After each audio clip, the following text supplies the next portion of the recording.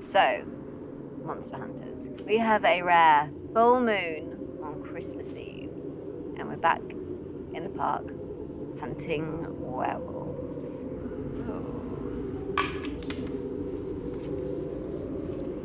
What is that? What's what? That.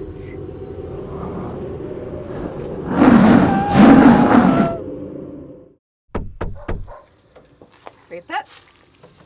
Lucy. Santa's turned into a werewolf. Might need your help to save Christmas. I'll grab my jacket. Thank you, gentlemen, for tuning in. I'm here with Sam Casserly, the assistant director, and Dave Darko, the werewolf on Santa Werewolf, or Werewolf Santa, the 2023 holiday movie, all about horror and hunting monsters. Gentlemen, how are we doing? I'm good. Yeah, good. Thank you. So I'm a big horror nerd, and I've been looking sort of at this movie. Me and my sort of followers on the last podcast had a look at the trailer for the movie, and everybody was like really like hyped for this film. Everyone in the chat erupted when it was that scene in the trailer where she goes to the cabin to get the guy, and just sort of said, you know, Santa's a werewolf. I need your help saving Christmas. Everyone, that was it. Everyone was like, oh, like, yeah, I need to see this film now. I know. I think the comedy is so clever. Just in that little moment, it gives you a little teaser of some of the sort of style of comedy to come. So, Dave, I understand in the film that you're playing the actual werewolf monster itself. Is that right? yeah, that's correct. Yeah. Okay. Because I can see, I had a quick look over the cast list. I can see that we've got Corey Peterson playing Santa. I'm guessing Santa before he's the werewolf, and then you're the monster. Is that right? Yeah, I'm the. What am I, Sam? Am I an actor or am I a stunt double? I don't know. I'd say you're an actor. I think you're the Monster actor. You're the star. Yeah. Of the film. I mean, the scenario being that I sort of had done the effects. We'd created a creature suit, and the more time I spent with the creature suit working on it, the more logical it became that I might as well play the character as well. Yeah, man. So yeah, it was an absolutely amazing opportunity to be able to be a Santa werewolf. And it's a concept I've not seen before. I'm going to be honest. The werewolf Santa is something I have not seen before. We've had Krampus and things like that, but we've not had a werewolf Santa. Well, it's the only film called Santa, so I guess it's the first. Yeah, It's the definitely. first. I think it's a good time for comedy, horror, fairy story kind of characters to be a crossover. I think it's a bit of a time for that at the moment. It's always been there, but I think at the moment, especially in UK film, there's a lot of kind of wacky characters coming out. And I think it's just all about not taking horror too seriously in that sense. Oh yeah, definitely. I mean, once upon a time, like B-movie horror was like cringeworthy. Nowadays, indie movies are so big now that they're breakout films. And something as crazy as what this is going to be is definitely going to be one of those like little indie breakout movies. I think definitely. But from what I've gathered, I believe this is getting bigger and bigger as the time goes on, isn't it? Like more and more's sort of getting added, and you're doing more and more things. Yeah, it's looking good, Sam. I mean, tell them a bit about Fright Fest and stuff, because obviously. Yeah. So it's going to be premiering on the 25th on August at Fright Fest on the Discovery Screen 2. You can still get your tickets. Tickets went on sale today. If you've got a Fright Fest pass, you can grab those tickets later in August. But if you're just going to come for that one film, it's on about 10 to 11 at night in Leicester Square and at Cineworld, and you can still get your tickets now. So if you go to frightfest.co.uk, you can get yourself a ticket for Werewolf Santa while they're still available. And Fright Fest has been going for over 20 years now. It's the biggest UK horror festival. I'm sure a lot of your followers and fans have probably heard of it and been there themselves. Oh yeah, I mean Fright Fest, it's Arrow, isn't it? Arrow Video and things like that look after Fright Fest, if I remember rightly. Their current sponsor is Pigeon Shrine. Nobody knows what it is. Nobody knows what it is. We're still figuring that out. But it's been sponsored by Film 4, it's been sponsored by Arrow Video, and it's been sponsored by quite a few others, Horror Channel. Yeah. That's really cool. And it's Leicester Square as well. I mean, you just sort of that's quite an exciting thing, isn't it? You know, just just going to Leicester Square to see something you've worked on. I think we all grew up sort of going to Leicester Square as kids to see a film, and now we get to sort of be there ourselves. So, but I think it's picked up memento because, you know, when initially you release a film, you've got an idea for a picture, you've got your trailer, and then things go a bit big, and new trailers get released, new images get released as more people get interested. So we've got a really nice sort of cover artwork at the moment. I'm not sure if it's that's consistent. I don't know if Sam knows, but so far, I mean, the visuals are improving and the promotion is improving, you know, with each day, I think. So that's a good thing. That is the final now, because we have a distributor now as well. So that's the poster from the actual distributor. Hopefully, maybe DVD release, maybe VOD, AdVod. Hopefully in time for Christmas this year as well. Definitely. But I mean, this isn't like your first rodeo either into horror, is it, Sam? I believe you've worked on They're Outside with the same company that you're doing Werewolf Santa with. Is that right? Yeah. So I co-directed a fan fiction film called They're Outside about an agoraphobic who can't leave her home, and a celebrity YouTube psychiatrist or psychologist goes and visits her and tries to help her leave home within 5 days, and horror ensues. Yeah, so, and I mean, Emily Booth, who you worked with in that movie, is also going to be in Werewolf Santa, right? She's the main actress in Werewolf Santa as well, from what I see. Yes, so she's in There Outside, and she's also going to be. She's actually one of the major characters in Werewolf Santa. She plays the mother of the lead character. The lead character, played by Catherine Rodden, her daughter in the film, is a sort of conspiracy theory monster hunter YouTuber herself as well, and she's now tracking the adventures of this werewolf Santa who's appeared in her town. Awesome. Yeah, I think it was Emily that put up a YouTube video the other day reacting to the trailer. I think on YouTube, I saw that flash up when I was googling for Werewolf Santa. So yeah, she's definitely heavily into it. And I'm looking forward to this film. It looks awesome. I mean, the werewolf suit looks absolutely amazing. I really like that. That was really cool. It was very, very well. We've actually got 2 werewolf suits in there. Not to give too much away. One of them will be quite a realistic werewolf suit, whereas the other one you may get a glimpse of it in the trailer. So you may see that there's actually 2 werewolf suits. One of them is going to be obviously extremely realistic for the character. The other one is more of a play on the fact of whether or not it's a suit. So Sam did a bit of acting and he wore the second suit. Yep, I had to get in the suit. That was me. I was in the suit for that one. There's a very passionate photo of me in the half werewolf suit, dressing Sam in another werewolf suit, which I think will be the most iconic mantelpiece photo of all time. Hopefully we can release that shot soon as behind the scenes stuff. So yeah, but it's gonna sort of tell us a story of kind of low budget British horror filmmaking. It's kind of all hands on deck. You know, I was doing a bit of helping a little bit of the gore with Dave as well.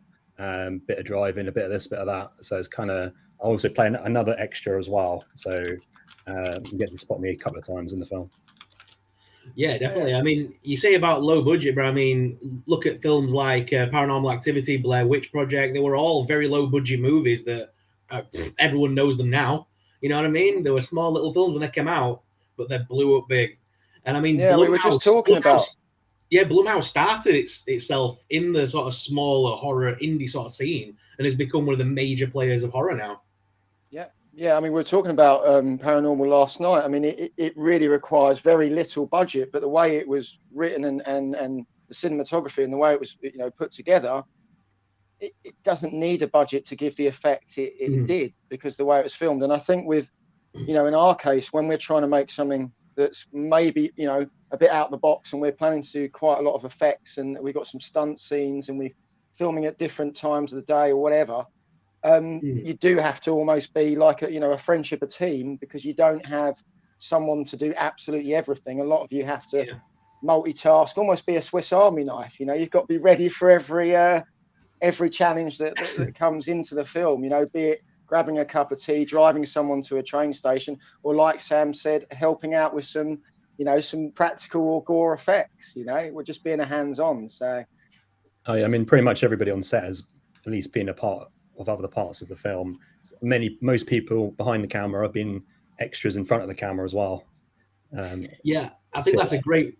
Yeah, I love that kind of horror, that way of making it though, because like that gets everybody involved. Everyone's got more of a reason to be in the movie, and yeah, I like that sort of low, so kind of, not low budget. That's the wrong word, but like a smaller cast and crew, because then everyone's hands on, like you say, and gets more involved. It's sort of we're going to go through the cast and through the crew and go. Right, we haven't seen you as a dead body yet. It's your turn now.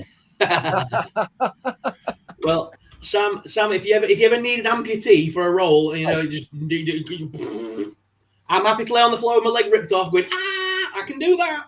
Oh, well, Sam's got some dark films in production, so I'm sure we can involve some special effects, especially there. That could be very interesting.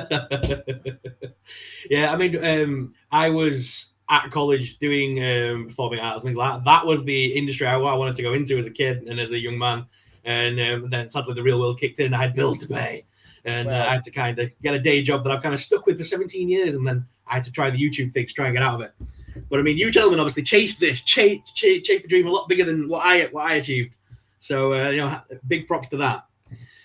Yeah, I think we were lucky. We all connected on, probably 8-9 years back on some smaller films. Actually, it was a werewolf film we started doing called Blue Moon, which was just ended up being a short, but it was an enjoyable production. And that's, I think, where we all started off together.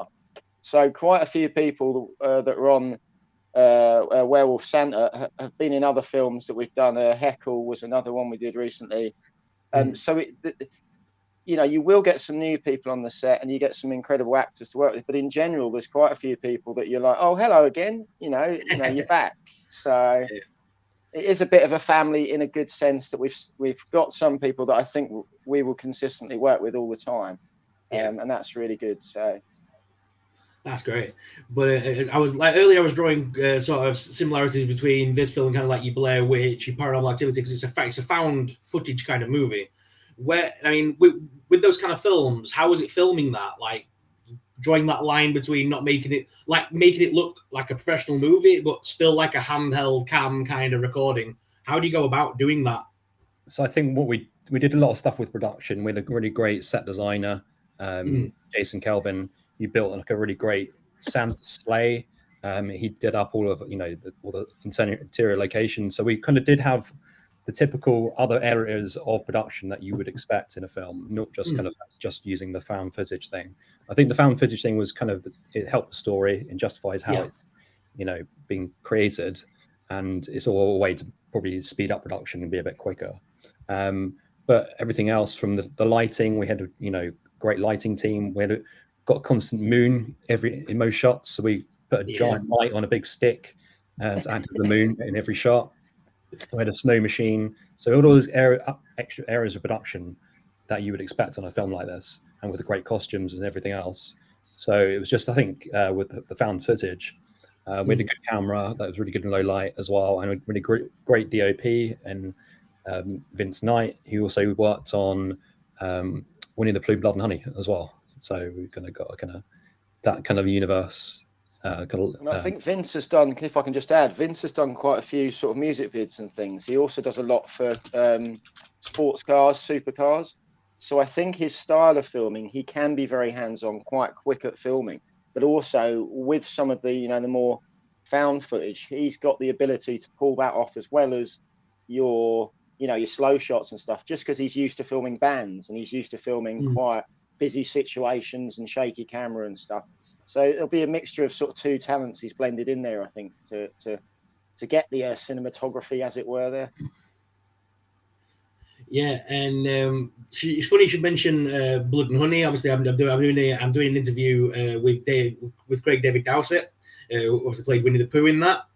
And a lot of people, me and Dave started mentioning the other night, a lot of people I think we're definitely going to want to see this Werewolf Santa versus Winnie the Pooh at some point for an English horror fan showdown. I think we should.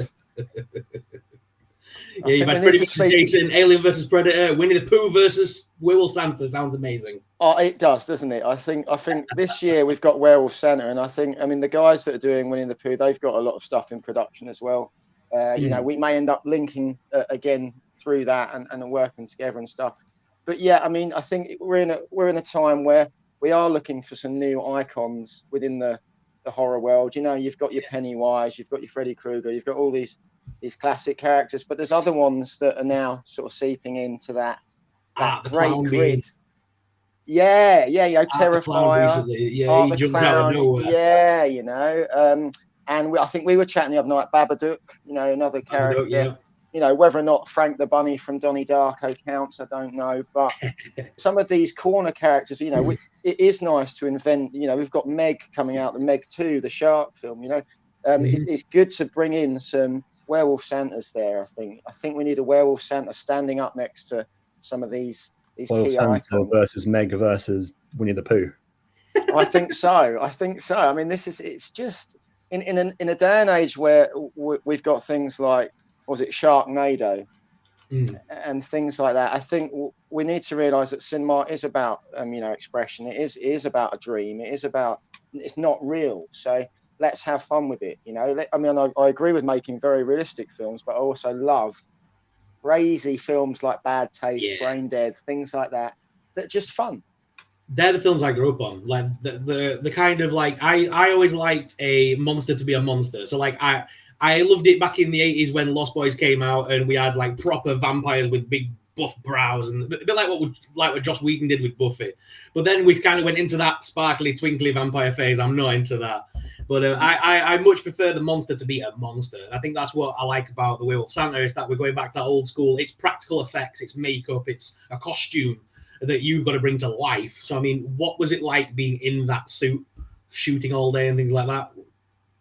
It was. I mean, no pun intended. At points, I thought I might have bitten off more than I could chew.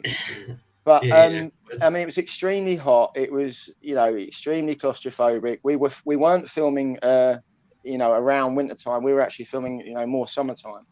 So, you know, you're in this layered suit with first it's a bodysuit, then it's padding, and then it's the full Santa suit, and then you've got the silicone mask going on, which weighs, you know, probably bag and a half of sugar sort of weight. But I mean, one thing happened midway through it, and I think a lot of people were just sort of amazed by it, is, you know, the powerful tool of Instagram. And I messaged Doug Jones, who played the guys in Pan's Labyrinth. He'd done a lot for Del Toro. You know, very iconic creature actor. And he replied very quickly. I just said to him, you know, give me some advice how I can sort of, you know, keep calm, how I can get through wearing the suit. And he said, you know, you really do just have to sit down, relax, let your mind settle a bit, don't panic and stuff, because, you know, there's points in it in some of the stunt scenes where, you know, as I lean over, the mask just fills with sweat and you're sort of like, but I had, you know, as I said, there's some really good people, you know, crew wise, to the minute you stop filming, they're helping you get it all off. People are giving you drinks and stuff. So, you know, everyone gets the gist of everyone having a position on the film. And, you know, the creature, it's a grueling job, but so is holding a light for 4 hours, you know, out in the cold. So I think we all came together, but I have a lot of respect, you know, on that note, for anyone that's played a creature. It is uncomfortable. It's not as exciting as you would think, but it's also exciting as you would think as well. So that's absolutely awesome. Well, gentlemen, I want to thank you very much for your time. I really appreciate that, coming on and chatting with us about Werewolf Santa. For those people that are watching with us now live, I'm going to play the Werewolf Santa trailer in just a moment. But if you want to go see the movie, it is available at Fright Fest, and hopefully we'll see this on video demand, DVD, and physical copy very soon. But gentlemen, thank you very much for joining us. I really appreciate it.